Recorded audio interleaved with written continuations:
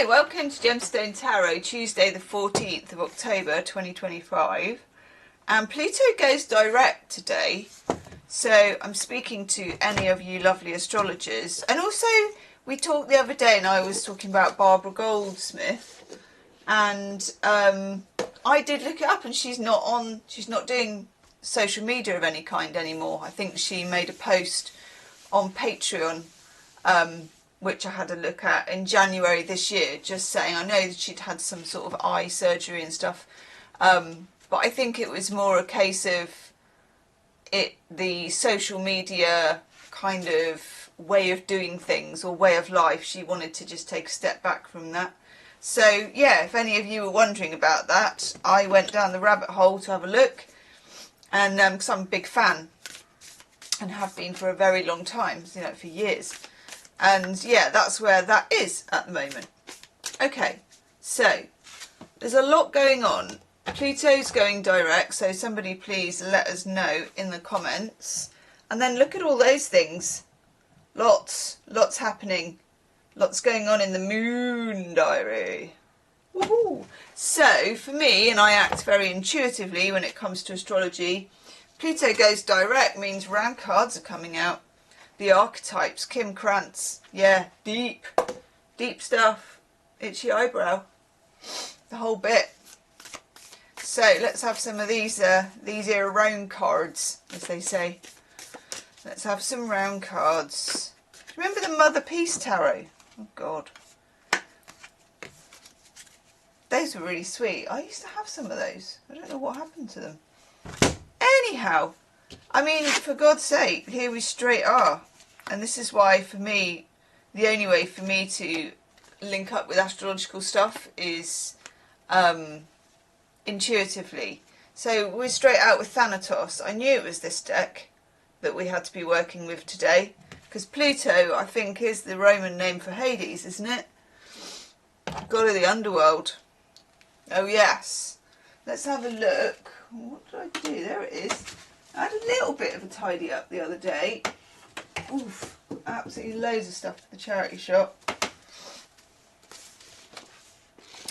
Let's have a look in the very, very good book that comes with these. I recommend these cards, by the way. They're not very expensive, they're easy to get, and they're really deep, as all her decks are.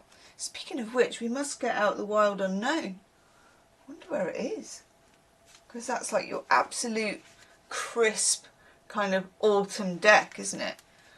Right, where are we? LXX 111.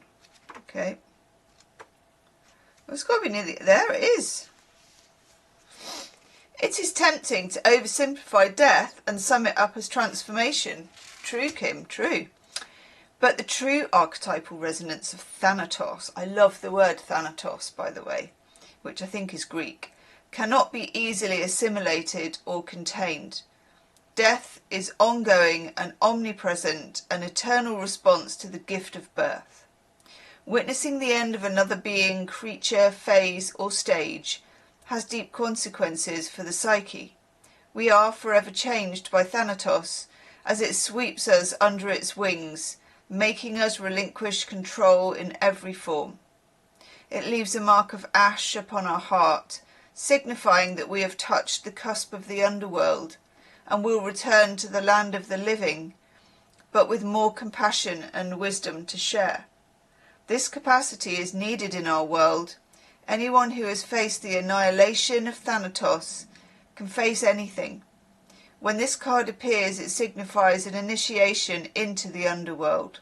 Wow.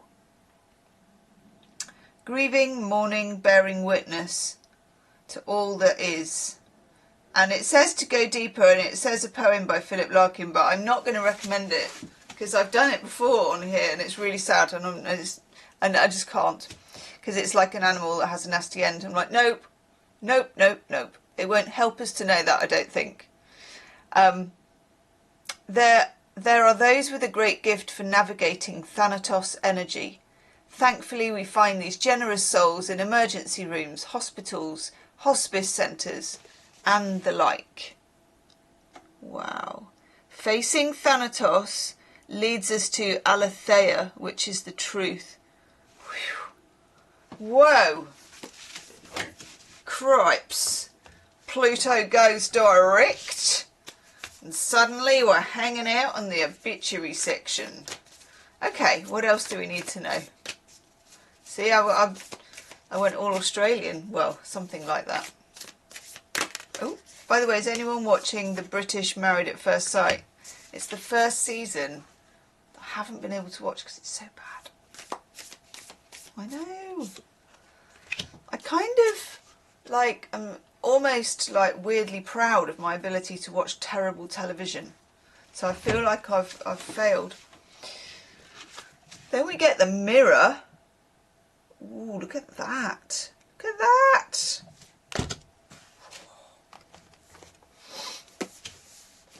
And there's the normal, like, I suppose, easy line that you can draw between the death of anything makes us reevaluate our own life, for a start. And that is a mirror. It holds a mirror up to us, doesn't it? Let's have a look. I'll have to learn my Roman numerals. I suppose this is helping.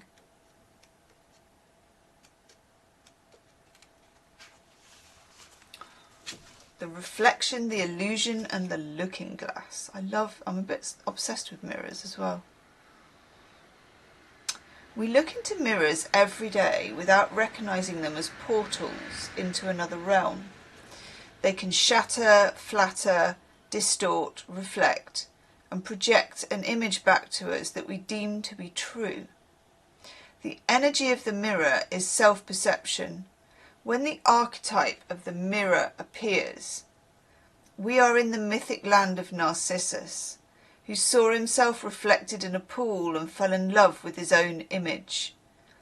So compelled by his reflection, he could not turn away, a fixation that eventually led to his death. Recognize the power and the danger of the mirror.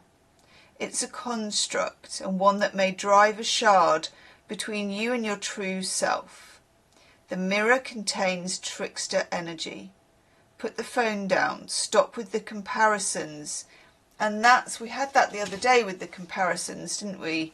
I think it was the one when we were talking about being happy where you are with the Queen of Pentacles.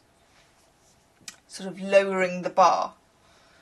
And let the mirror stand empty for a while. Rest with the one inside.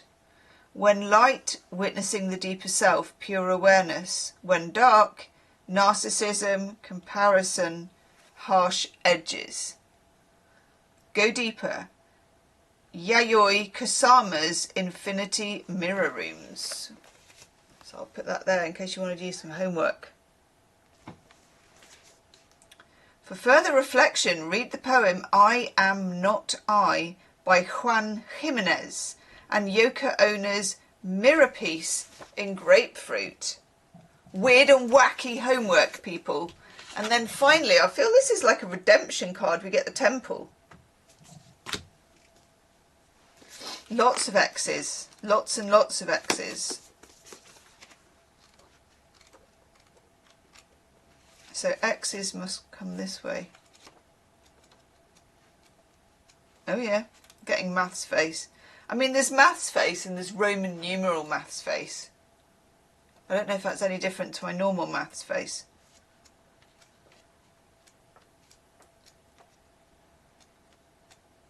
Yes, I found it. When we think of the temple, we often envisage an architectural structure like Princess Diana by the Taj Mahal in a far-off land. We're quick to distance ourselves from the sacred, assuming we must expend much effort in order to get there. Yet the temple is a universal and omnipresent energy, accessible in the highest and lowest, richest and poorest of places.